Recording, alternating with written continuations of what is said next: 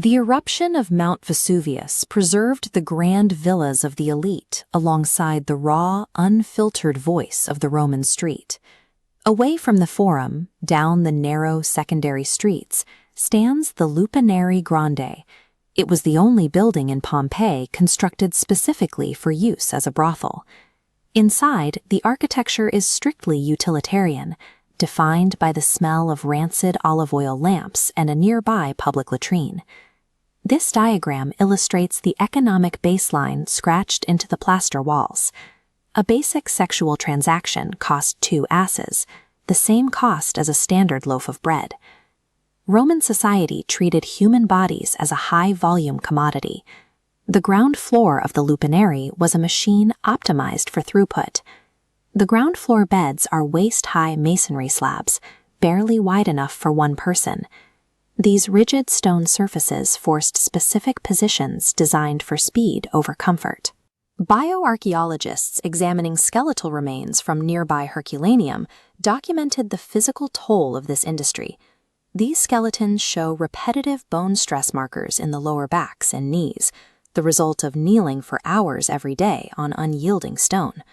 While the workers' bodies were permanently damaged, the men using them left casual reviews. They scratched their names and boasts into the walls to assert their presence. The physical destruction of these workers was the accepted foundation for a highly efficient social machine. The second floor of the Lupinare offered a shift in environment. Clients found larger rooms, wooden bed frames, and the ritual of poured wine. This chart shows the massive price jump for the upstairs rooms. At 16 asses, the rate equaled a full day's wage for a Roman legionary. That 8-fold markup purchased a softer mattress and the practiced illusion of courtship. The workers upstairs engaged in conversation and feigned interest to simulate a voluntary encounter. The vocabulary scratched into the second-floor plaster uses aggressive terms of dominance. These inscriptions define the act as a rigid expression of the buyer's status and power. The upper floor sold the psychological fantasy of total control. A client with a day's wage could temporarily believe they were a master of their partner. A significant portion of that 16 asses payment never reached the worker. The imperial government claimed its share first.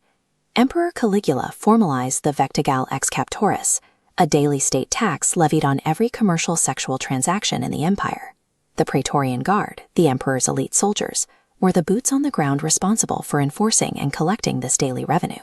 This map traces the human supply chain back to the frontiers. Frontier wars and systemic debt in Gaul and Syria provided a continuous stream of bodies for the empire's slave markets. Roman law legalized and regulated the sex trade to build its revenue directly into the foundation of the imperial budget.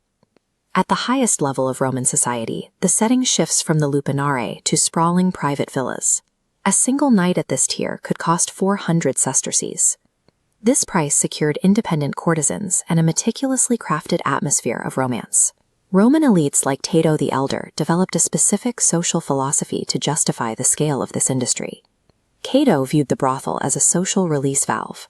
It absorbed male desire by sacrificing the bodies of the lower class to protect the sanctity of elite marriages. The core transaction remained the same, whether a man paid 2 asses on a stone slab or 400 sesterces in a garden. The difference was merely the economic packaging. The Roman bureaucracy protected the social order by commodifying the vulnerable. They had the unapologetic honesty to write the price directly on the wall.